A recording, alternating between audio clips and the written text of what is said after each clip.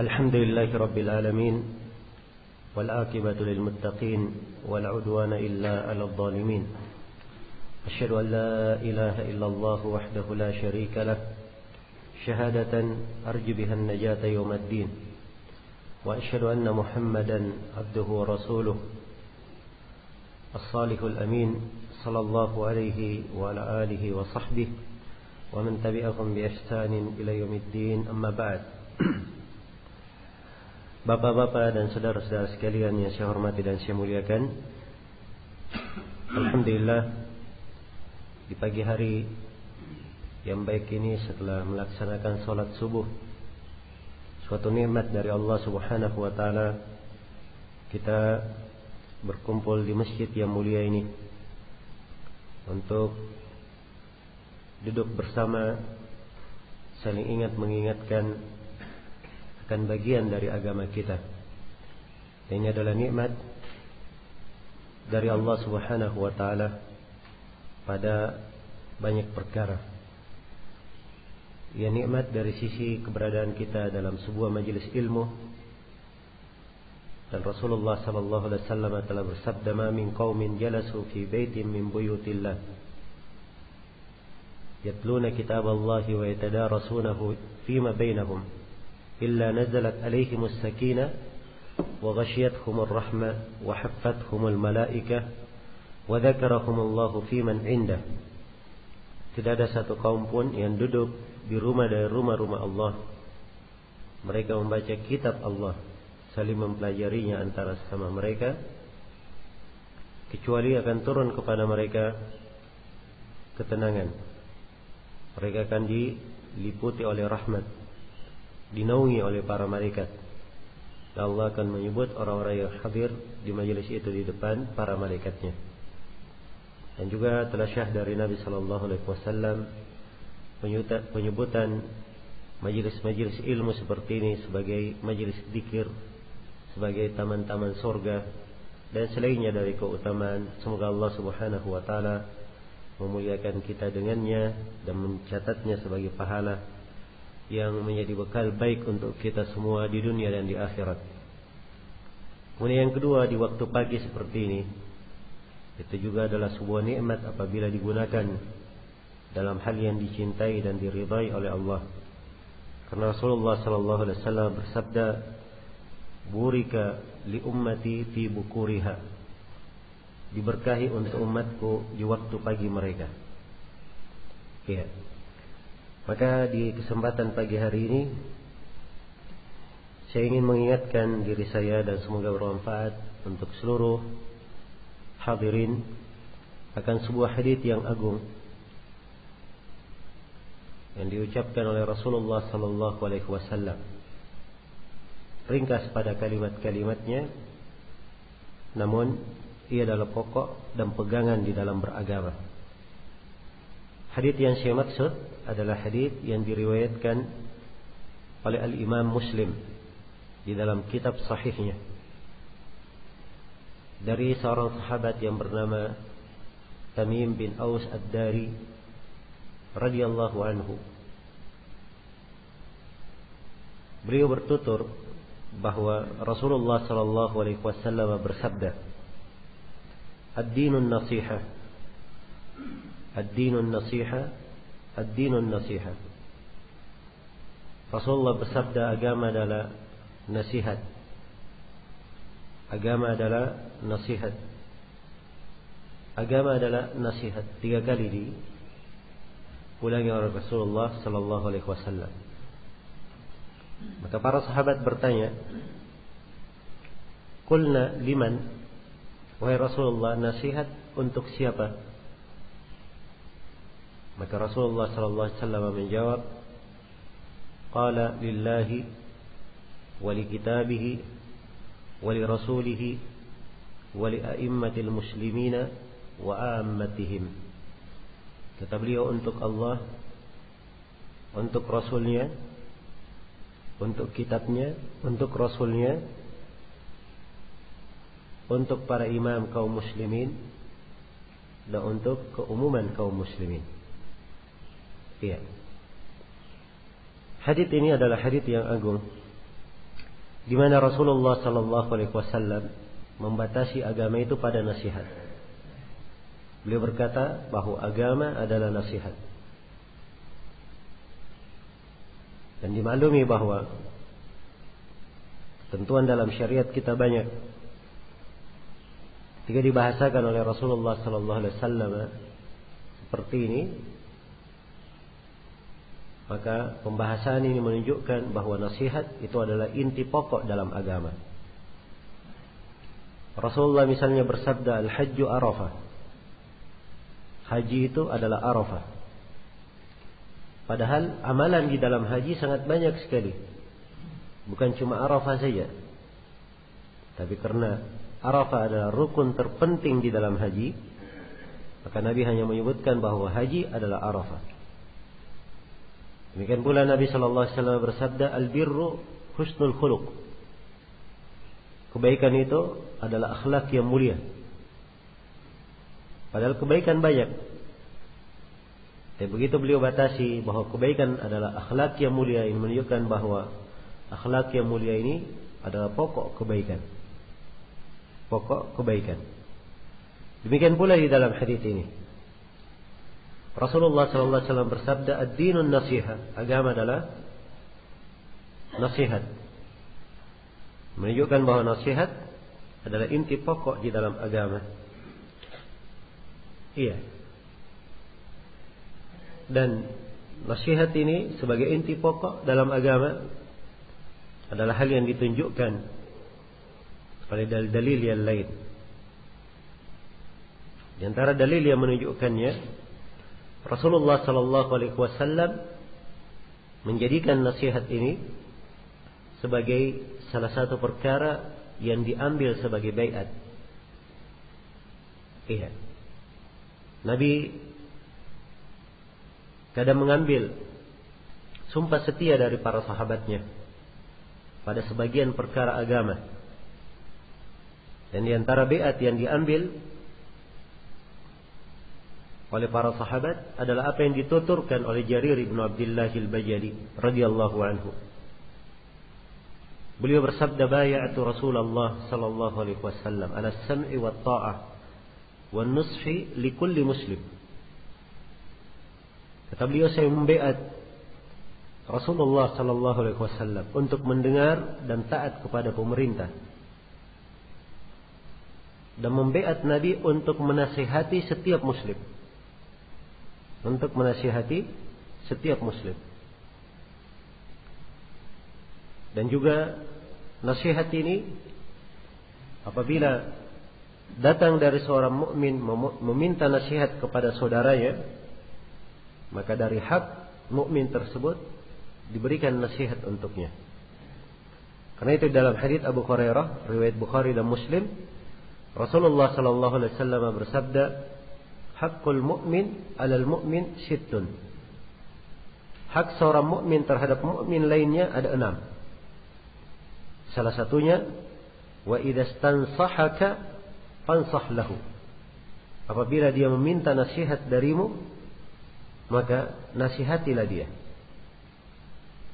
Iya. Dan menjalankan tugas nasihat ini adalah kewajiban besar. Kewajiban besar sebagaimana Jarir mengambil baiat kepada Nabi dengan untuk menasihati setiap muslim.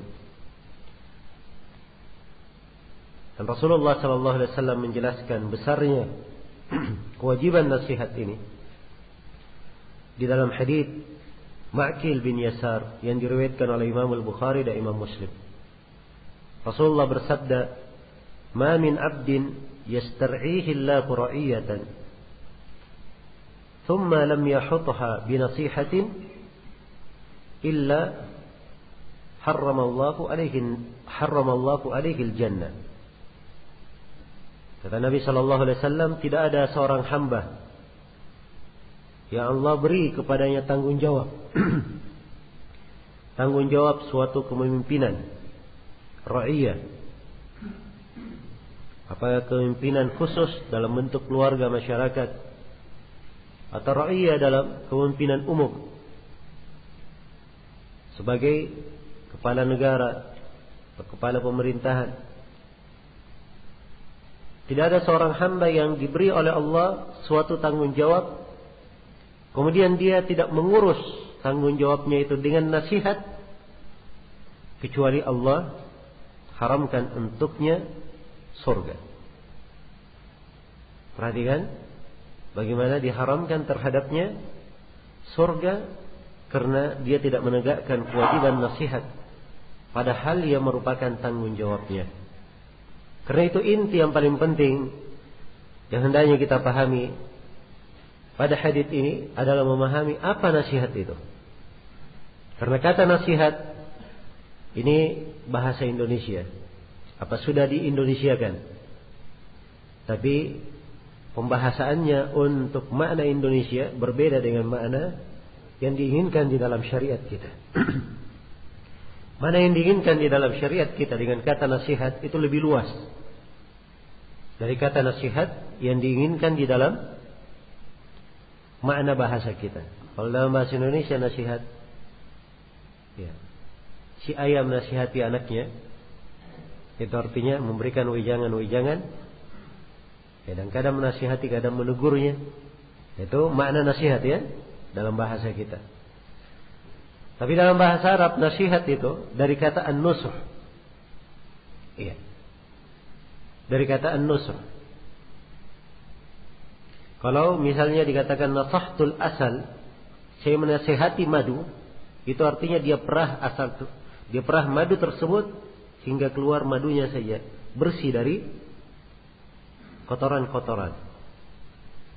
Iya. Jadi nasihat dalam bahasa Arab itu bermakna memurnikan, menuluskan. Kapan dia murnikan, dia tuluskan sesuatu untuk yang dinasihati, maka itulah yang disebut nasihat namanya. Jadi kata nasihat dalam bahasa Arab itu mungkin di bahasa Indonesianya kalau diterjemah lebih mendekati, akan lebih tepat kalau diterjemah dengan kata ketulusan. Iya. Dia tulus, murni di dalam menegakkannya. Jadi agama, kata Rasulullah SAW, ad-dinun nasihat. Agama adalah nasihat. Kemudian beliau ulangi lagi, agama adalah nasihat. Agama adalah nasihat 3 kali. Yang menunjukkan pentingnya perkara. Sebab Nabi SAW, kalau beliau menyebutkan perkara yang penting, beliau ulangi 3 kali. Beliau ulangi 3 kali. Ketika ditanya oleh para sahabat, nasihat untuk siapa?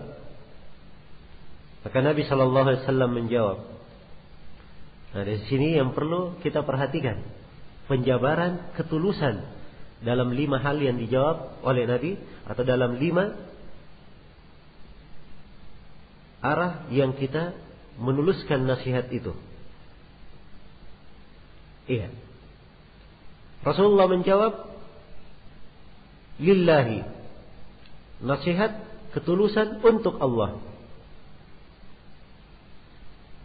Wali kitabihi, nasihat ketulusan untuk kitabnya. Wali rasulihi, nasihat ketulusan untuk rasulnya. Wali aimmatil muslimin, nasihat ketulusan untuk para imam kaum muslimin. Dan yang terakhir, nasihat ketulusan wali aimmatil wa ammatihim, nasihat ketulusan untuk keumuman kaum muslimin. Jadi 5 arah nasihat dan ketulusan itu. Yang pertama untuk Allah. Apa artinya nasihat bagi Allah? Tulus bagi Allah.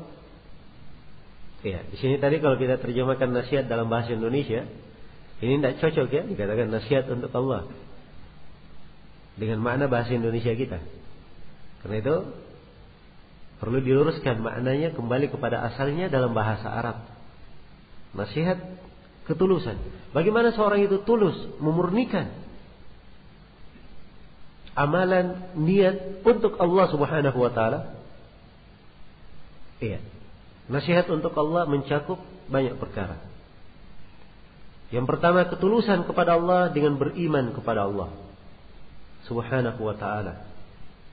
Iya. Dengan mengimani adanya Allah, mengimani rububiyah Allah, mengimani bahwa Allah satu-satunya yang berhak diibadahi, mengimani nama-nama dan sifatnya. Dan dari nasihat kepada Allah Subhanahu wa ta'ala adalah cinta kepadanya. Mendahulukan kecintaan kepada Allah di atas kecintaan terhadap siapapun dari makhluk. Karena itu Rasulullah sallallahu alaihi wasallam bersabda, "Salatun man kunna fihi wajada bihinna halawatal iman." Ada 3 perkara, siapa yang 3 perkara ini ada pada dirinya, dia akan mendapatkan manisnya iman. Salah satunya adalah ayyakuna Allah wa rasuluhu ahabba ilaihi mimma siwahuma. Yaitu Allah dan Rasulnya lebih dia cintai daripada selainnya. Iya. Dan dari nasihat ketulusan kepada Allah, ia melaksanakan segala perintah, meninggalkan segala larangan Allah Subhanahu wa ta'ala. Iya. Dari nasihat kepada Allah Subhanahu wa ta'ala, ketulusan kepadanya adalah memurnikan tauhid hanya untuk Allah. Memurnikan tauhid hanya untuk Allah. Ibadah hanya kepada Allah semata. Apakah itu dalam salat, puasa, zakat, haji, menyambut silaturahmi, ini amalan-amalan yang berkaitan dengan zahir, lisan, ataupun amalan yang berkaitan dengan hati, rasa takut, rasa harapan, tawakal kepada Allah Subhanahu wa ta'ala, pengagungan, pembesaran, iya, berbaik sangka, dan selainnya dari ibadah-ibadah, dituluskan hanya untuk Allah Subhanahu wa ta'ala. Iya. Baik. Jadi perhatikan cakupan ketulusan untuk Allah. Ini sudah mencakup pokok-pokok agama. Sudah mencakup pokok-pokok agama. Kemudian yang kedua, Rasulullah sallallahu alaihi wasallam melanjutkan haditsnya, wali kitabihi, nasihat ketulusan untuk kitabnya. Iya. Bagaimana memberi ketulusan nasihat itu terhadap kitab Allah? Dengan banyak perkara. Yang pertama dengan mengimani Al-Quran tersebut, bahwa Al-Quran datangnya dari sisi Allah. Kemudian ketulusan terhadap kitabnya adalah dengan membacanya haqqa tilawati, dengan sebenar-benar tilawah. Dan harus diketahui bahwa tilawah Al-Quran itu bukan sekadar dibaca dengan lisan saja, tapi tilawah itu punya 3 tingkatan. Apa yang disebut dengan nama mentilawah Al-Quran. Iya. Berbeda ya dengan apa yang umum di tengah kita. Tilawah itu diartikan dengan membaca saja. Padahal tilawah mempunyai 3 tingkatan. Tingkatan yang pertama dari tilawah, dia membaca Al-Quran sebagaimana diturunkannya, sesuai dengan kaidah-kaidah tajwidnya. Bacaan yang lurus, bukan bacaan yang keliru. Iya. Sebab Al-Quran diturunkan dengan bacaan. Iya. Jangankan di dalam penyebutan hurufnya, panjang pendeknya saja, itu semuanya ada aturannya. Panjang pendeknya ada aturannya. Dan Nabi sallallahu alaihi wasallam membacakannya kepada para sahabat persis seperti yang diturunkan. Maka ini yang pertama dari tilawah, membaca Al-Quran, menegakkan huruf-hurufnya sesuai dengan ketentuannya. Kemudian yang kedua dari tilawah adalah tadabbur terhadap kandungannya. Dia membaca dan tadabbur terhadapnya. Dan ini tingkatan lebih tinggi lagi. Dan ini yang dituntut untuk seorang hamba terhadap Al-Quran. Karena Allah berfirman, "Afala yatadabbaruna Al-Quran?" Tidakkah mereka tadabbur terhadap Al-Quran? Walau kana min indi ghairillahi lawajadu fihi ikhtilafan katsira. Andai kata Al-Quran datangnya dari selain Allah, maka mereka akan ketemukan di dalam Al-Quran perselisihan yang sangat banyak. Iya. Bahkan di dalam Al-Quranul Karim Allah Subhanahu wa taala mengancam orang-orang yang tidak tadabbur terhadapnya. Afala yatadabbaruna Al-Quran am ala qulubin aqfaluha. Tidakkah mereka tadabbur terhadap Al-Quran? Atau hati itu ada kuful, kunci-kunci yang telah menguncinya. Jadi berpaling dari tadabbur terhadap Al-Quran, ini dari hal yang menyebabkan hati itu menjadi keras, terkunci. Berpaling darinya ini adalah hal yang memalingkan seorang hamba dari hidayah. Kemudian tingkatan yang ketiga dari tilawah Al-Quran adalah beramal dengan kandungannya. Beramal dengan kandungannya. Jadi bukan sekadar dia baca, sekadar dia tadabburi, tapi dia amalkan juga kandungannya. Siapa yang melakukan tiga hal ini, maka mereka inilah yang telah membaca Al-Quran haqqa tilawati, dengan sebenar-benar tilawah. Dengan sebenar-benar tilawah. Iya. Maka ini dari kewajiban terhadap Al-Quranul Karim, mentilawanya dengan sebenar-benar tilawah. Kemudian dari nasihat terhadap Al-Quran adalah menghafalnya. Apalagi bacaan-bacaan yang terkait dengan kewajiban kita. Kita punya kewajiban salat.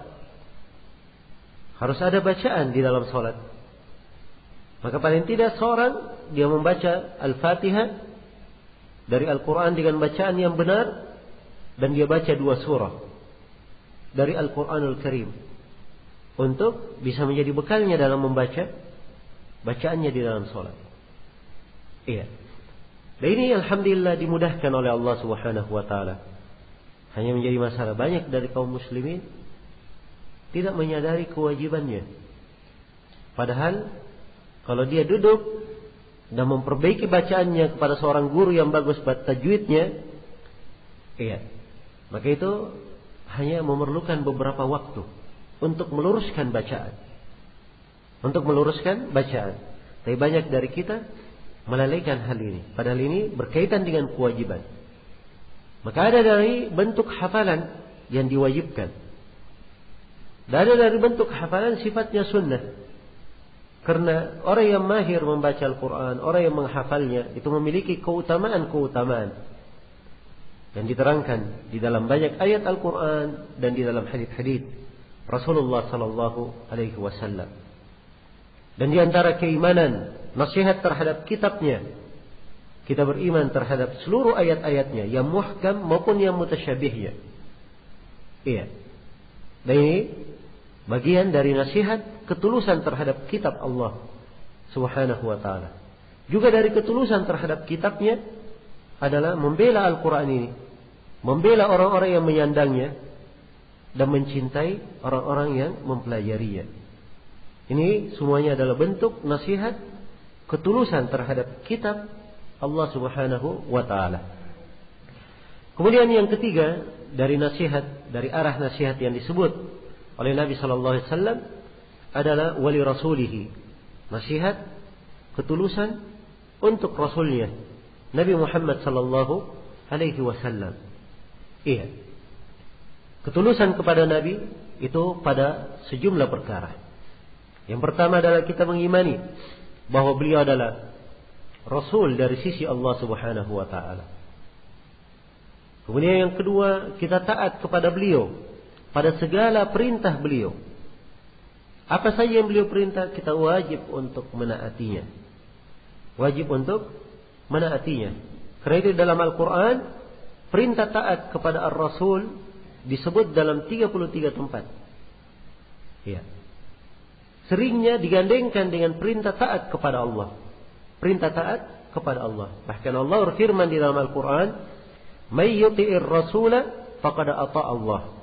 Siapa yang taat kepada Rasul, sungguh dia telah taat kepada Allah.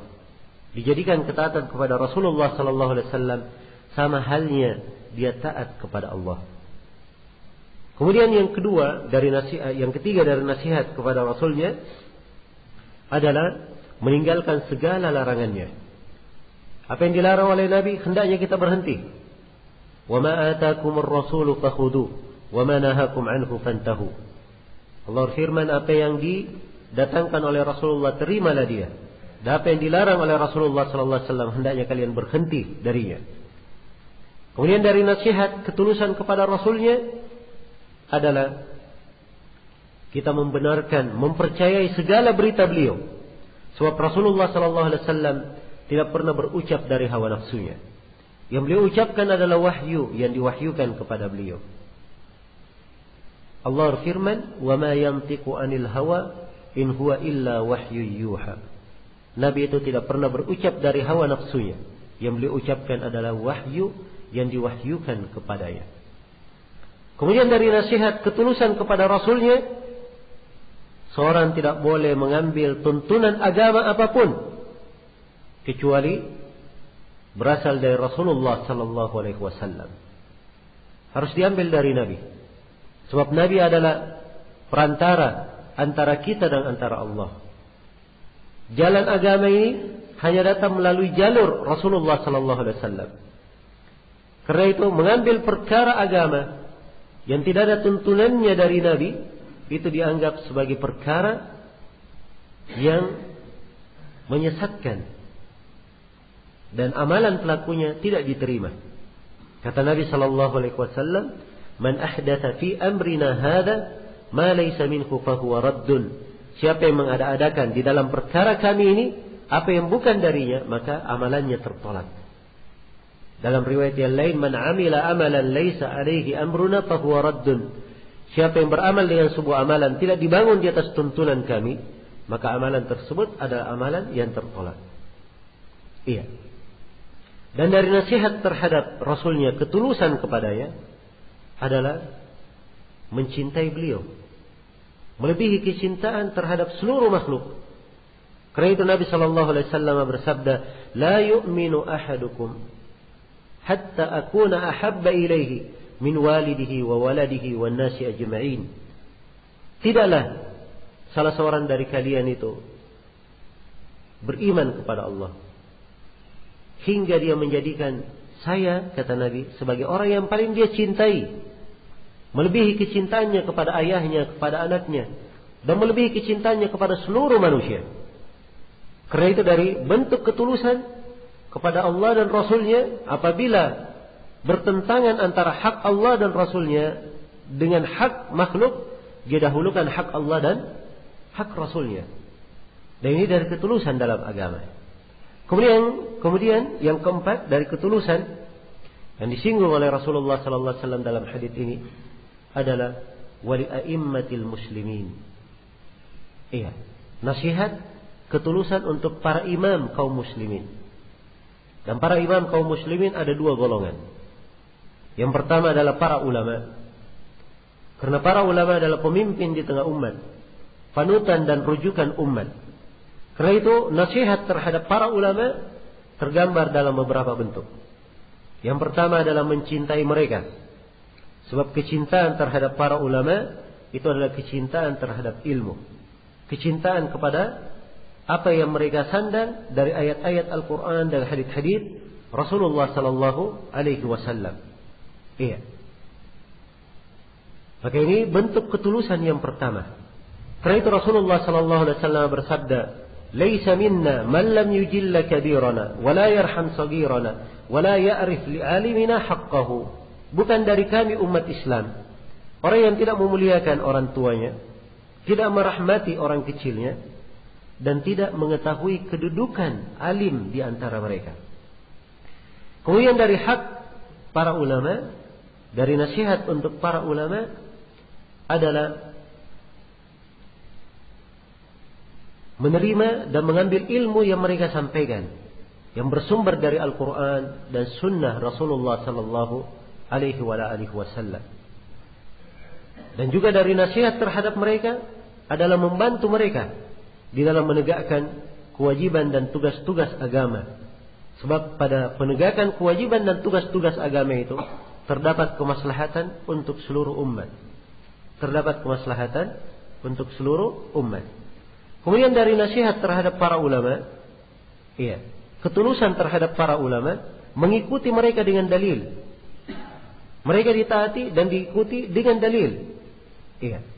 Apa yang mereka ucapkan itu bukanlah hal yang diterima kecuali kalau berdasarkan dengan apa? Dalil dari Al-Quran dan Sunnah Rasulullah sallallahu alaihi wasallam.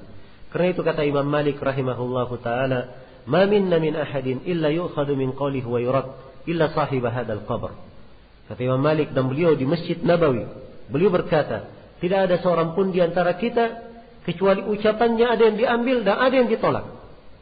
Kecuali pemilik kubur ini. Beliau menunjuk ke kubur Nabi sallallahu alaihi wasallam. Iya. Kecuali Nabi, semua ucapannya diterima. Adapun selain Nabi, ucapannya ada yang diterima, ada yang ditolak. Yang diterima adalah apa yang mencocoki dalil, dan yang ditolak adalah apa yang tidak bersumber dari dalil. Kemudian dari nasihat ketulusan kepada para ulama adalah menegur apabila ada kekeliruan. Kalau misalnya terjadi kekeliruan, maka diingatkan, tapi dengan adab, dengan etika yang baik, dengan uslub yang hasan, sehingga tercipta kemaslahatan dan kebaikan di tengah manusia. Kemudian golongan yang kedua dari pemimpin kaum muslimin adalah para pemerintah, para pimpinan negara. Para pimpinan negara atau siapa yang Allah Subhanahu wa taala berikan kepemimpinan wilayah memimpin urusan kaum muslimin. Iya, urusan kaum muslimin. Maka ini ketaatan kepada para pemimpin ini yang banyak ditansis, diberikan nas-nas di dalam hadis Rasulullah sallallahu alaihi wasallam. Iya. Ketaatan kepada mereka diterangkan di dalam hadis-hadis yang mutawatir, bukan 1, 2, 3 hadis yang menjelaskan, puluhan hadis yang menerangkannya, bahkan ratusan hadis yang menjelaskan tentang kewajiban taat kepada pemimpin, kepada pemerintah. Iya. Karena itu dari ketulusan terhadap pemimpin, pemerintah, yang pertama adalah menaati mereka dalam ketaatan. Karena Rasulullah sallallahu alaihi wasallam bersabda, "Isma' wa ati' lil amir." Dengarlah dan taatlah kepada pemimpin. Di sebagian riwayat, wa in duriba dhahruk wa ukhidha maluk, walaupun punggungmu dipukul, hartamu diambil, sepanjang dia adalah pemimpinmu, dengar dan taat kepadanya. Dan Rasulullah sallallahu alaihi wasallam bersabda, "Satarawna athara." Iya, "Satarawna umuran tunkirunaha wa athara." Kalian akan melihat perkara-perkara yang kalian ingkari, dan kalian akan melihat sebagian orang yang mengedepankan kepentingan pribadinya. Iya. Kemudian Nabi sallallahu alaihi wasallam ditanya tentang hal tersebut, "Ya Rasulullah, afala nunabidhuhum?" Ya Rasulullah, tidakkah kita mengkudeta mereka, lepas dari mereka? Maka Nabi sallallahu alaihi wasallam memerintah untuk mendengar dan taat kepada pemimpin. Ubadah bin Samit berkata, "Bay'ana Rasulullah sallallahu alaihi wasallam 'ala as-sam'i wat ta'ah fil 'usri wal yusr wal manshati wal makrah wa 'ala atharatin 'alaina wa an la nunazi al-amra ahlahu illa an taraw kufran bawahan indakum fihi min Allah burhan." Kata Ubadah bin Samit, ini haditsnya dalam riwayat Bukhari dan Muslim, kami membaiat Rasulullah sallallahu alaihi wasallam untuk mendengar dan taat kepada pemimpin dalam keadaan susah maupun keadaan lapang, dalam keadaan bersemangat maupun terpaksa, dan dalam keadaan si pemerintah lebih mementingkan dirinya sendiri. Kami diperintah mendengar dan taat, kecuali kalau kalian melihat kekafiran yang nyata. Ingat, kekafiran yang apa? Nyata, bukan kembarian sembunyi-sembunyi, bukan cuma isu-isu saja, berita-berita saja. Iya. Kemudian dari sisi nyatanya diberi ukuran oleh Nabi, indakum fihi minallahi burhan. Kalian memiliki argumen yang bisa dipertanggungjawabkan tentang hal itu di sisi Allah. Iya. Perhatikan ukuran yang diberi oleh Nabi. Kalian punya argumen, ada hujjahnya. Fihi, di dalam masalah itu sendiri, bukan dalil umum, tapi dalil yang berkaitan dengan masalah dia. Iya. Kalian bisa pertanggungjawabkan di sisi Allah. Dan seperti ini tidak ada yang mampu mengetahuinya kecuali para ulama. Iya. Dan inilah yang keliru itu manusia sekarang ini. Dia hanya mendengar berita-berita saja, baca di koran-koran, dengar di televisi. Iya. dengar di media. Nggak ada yang tahu siapa di belakang mass media tersebut. Siapa yang percaya terhadap ucapan-ucapan mereka? Kecuali kalau dia lihat sendiri dengan mata kepalanya, itu lain artinya. Kewajiban mengingkari dengan apa yang dia lihat. Tapi ini sekadar berita-berita, tidak diketahui pertanggungjawabannya. Bagaimana dia bisa pertanggungjawabkan di depan Allah? Apalagi berkaitan dengan membicarakan pemimpin yang merupakan tumpuan untuk maslahat umum. Iya. Maka ini dari pokok perkara yang hendaknya diperhatikan. Dari pokok perkara yang hendaknya diperhatikan. Karena itu Nabi SAW menjelaskan kewajiban taat kepada pemerintah dalam hal yang baik, hal yang ma'ruf, dalam hadits yang mutawatir. Tadi saya katakan haditsnya puluhan jumlahnya, bahkan ratusan. Hadits yang menerangkannya. Kenapa? Sebab di sini adalah pokok kebaikan di sebuah negeri. Karena itu tidak pernah ada di dalam sejarah umat ini ada yang keluar terhadap pemerintahnya, kemudian ada yang melakukan kudeta terhadap pemerintah, kemudian berakhir dengan kebaikan di tengah umat. Tidak pernah terjadi dalam sejarah. Iya. Yang terjadi hanya pertumpahan darah, krisis, bahkan di sebagian negeri kadang diketemukan orang-orang di penduduk negeri itu memakan bangkai, memakan apa-apa yang mereka dapati, walaupun hal itu sebenarnya tidak bisa dimakan. Akibat karena mereka menyelisihi perintah Nabi Shallallahu Alaihi Wasallam. Karena itu kata sebagian ulama, 60 tahun dipimpin oleh pemimpin zalim itu lebih baik daripada 1 hari tanpa pemimpin. Lebih baik daripada 1 hari tanpa pemimpin. Iya. Dan ini kita sudah memiliki sejarah. Kita sudah pernah mengalaminya. Pemimpin masih ada digoncang. Ya. Di masa orang yang sebut dengan masa reformasi. Hanya digoncang saja, tapi lihat berbagai kerusakan yang terjadi. Pertumpahan darah di mana-mana, harta melayang, kehormatan dilanggar. Iya, kehormatan dilanggar. Ini baru digoyah pemerintahnya. Dengan isu yang tidak jelas, hingga hari ini pun tidak terbukti di mana korupsinya. Iya. Karena itu masuk dalam hal-hal yang seperti ini pertama sudah menyelisihi ketentuan dari Rasulullah SAW. Kemudian yang kedua, dia ingin merubah sesuatu yang tidak jelas, diarahkan kemana perubahannya. Diarahkan kemana perubahannya.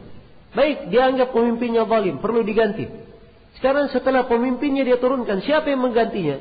Siapa yang menjaminnya akan datang pemimpin lebih baik? Iya. Ini semuanya dari hal-hal yang dipertimbangkan. Karena itu Rasulullah SAW memberikan ketentuan yang sudah pasti. Kemaslahatan di tengah umum, kemaslahatan umum. Iya. Bahwa wajib taat kepada pemimpin sepanjang pemimpin ini memerintah dalam hal yang ma'ruf. Tidak boleh melakukan kudeta terhadapnya. Tidak boleh melakukan kudeta terhadapnya. Karena itu Nabi SAW juga bersabda di hadits yang lain, "Man ya'ish minkum fasayara ikhtilafan katsira. Fa'alaikum bisunnati wa sunnatil khulafa'ir rasyidin. Abdu 'alaiha bin nawajid." Siapa di antara kalian yang hidup setelahku, maka dia akan melihat perselisihan pendapat yang banyak. Atau di hadits sebelumnya, di potongan hadits sebelumnya, isma'u wa ati'u wa in ta'ammaru 'alaikum abdun habashi.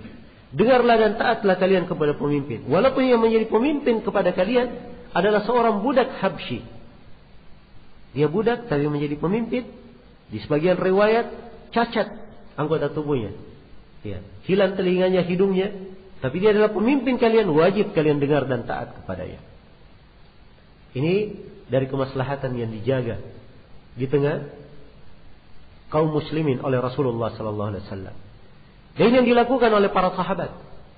Ya, dan dimaklumi para sahabat ulama didengar oleh manusia. Mereka berbicara satu kalimat akan diikuti oleh umat. Tapi bersamaan dengan itu tidak ada di dalam biografi para sahabat mereka menganjurkan umat untuk keluar melakukan penentangan terhadap pemerintah secara terang-terangan. Iya. Datang manusia kepada Anas bin Malik radhiyallahu taala anhu mengadukan kekejaman Hajjaj bin Yusuf. Kata Anas bin Malik radhiyallahu taala anhu, "Isbiru hatta talqauni 'alal haud. Hakada sami'tu Rasulakum sallallahu alaihi wasallam." Kata Anas, bersabarlah kalian sampai kalian menjumpai aku di telaga. Demikianlah Rasulullah sallallahu alaihi wasallam bersabda. Diperintah bersabar. Diperintah untuk bersabar. Maka ini dari pokok perkara yang hendaknya diperhatikan. Kemudian dari nasihat terhadap pemimpin adalah menghormatinya. Karena Rasulullah SAW bersabda dengan hadits yang tegas. Kata beliau, "Man akrama sultanallahi fil ardi akramahullah." Siapa yang memuliakan pemerintah Allah di atas muka bumi, Allah akan memuliakannya.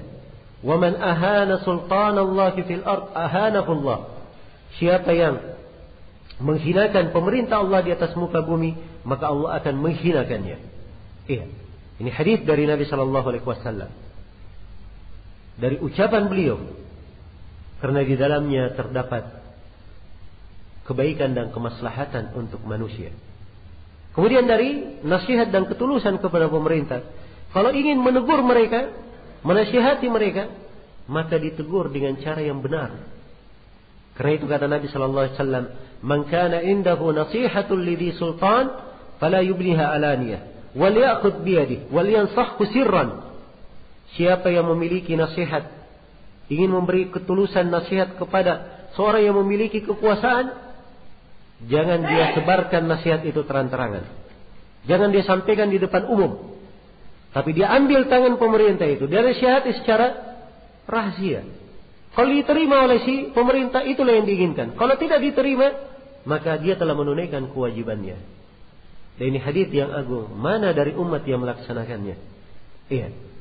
Sekarang ini mengaku memberi nasihat dikerjakan dengan cara demo-demo. Iya.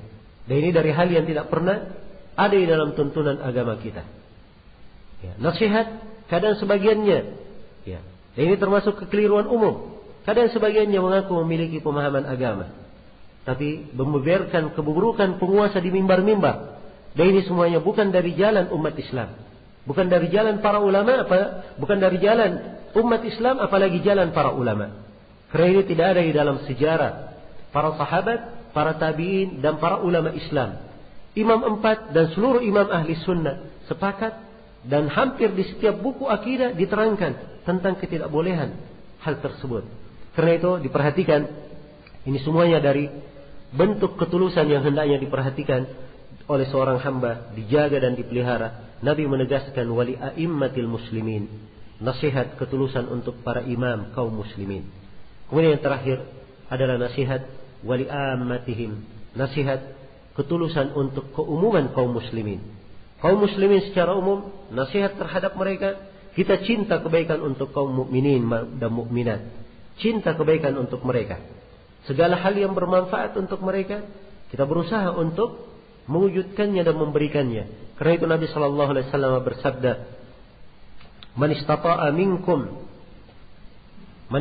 minkum ay yanfa'a akhahu falyaf'al." Siapa di antara kalian yang mampu memberi manfaat kepada saudaranya, hendaknya dia lakukan. Dan dari nasihat terhadap keumuman kaum mukminin adalah mengarahkan mereka kepada apa-apa yang bisa memperbaiki akhirat dan dunia mereka. Dan dari nasihat terhadap keumuman kaum muslimin adalah menjaga mereka dari segala hal yang bisa membahayakan mereka. Karena itu para ulama di dalam hal ini, mereka menegakkan kewajiban. Mereka menerangkan tentang agama. Kalau ada pemahaman yang keliru, mereka terangkan kekeliruannya. Kalau ada bentuk-bentuk dari mengikuti hawa nafsu, mereka terangkan tentang hal tersebut. Mereka jelaskan kebatilannya. Dan ini dari tugas para ulama, tugas orang-orang yang berilmu, memberikan nasihat kepada keumuman kaum muslimin. Dan banyak lagi bentuk-bentuk nasihat sebenarnya yang dipaparkan dari 5 arah yang disebut oleh Rasulullah sallallahu alaihi wasallam. Setelah kita mendengarkan penjelasan ringkas yang saya sampaikan tadi, mungkin bisa dipahami betapa agungnya dan betapa luasnya cakupan hadits Nabi sallallahu alaihi wasallam ini. Tatkala beliau bersabda, "Ad-dinun nasihat." Agama itu adalah apa? Nasihat, ketulusan. Memang betul. Agama itu semuanya di dalam batasan nasihat, hampir dikatakan tidak ada yang keluar dari kata nasihat. Iya, pada 5 arah disebut oleh Rasulullah sallallahu alaihi wasallam. Semoga Allah Subhanahu wa taala memberikan taufik, rahmatnya dan karunia-Nya kepada kita semua, mengampuni segala dosa dan kesalahan kita semua, dan semoga Allah Subhanahu wa taala selalu menunjuki kita semua kepada jalan yang benar, as-siratal mustaqim, menguatkan kita semua di atas keislaman dan di atas sunnah Rasulullah sallallahu alaihi wasallam di kehidupan dunia, di kehidupan di alam kubur, dan di kehidupan tatkala kita semua kembali kepadanya. Innahu waliyyu dzalika wal qadiru alaihi wallahu taala alam. Ya, mungkin untuk pagi ini nggak terjawab ya, kita ada acara lain. Mudah-mudahan apa yang saya sampaikan ada manfaatnya untuk seluruh hadirin, dan saya mohon maaf atas segala macam kekurangan. Subhanakallahumma wa bihamdik asyhadu an la ilaha illa anta astaghfiruka wa atubu ilaik walhamdulillahi rabbil alamin. Wassalamualaikum warahmatullahi wabarakatuh.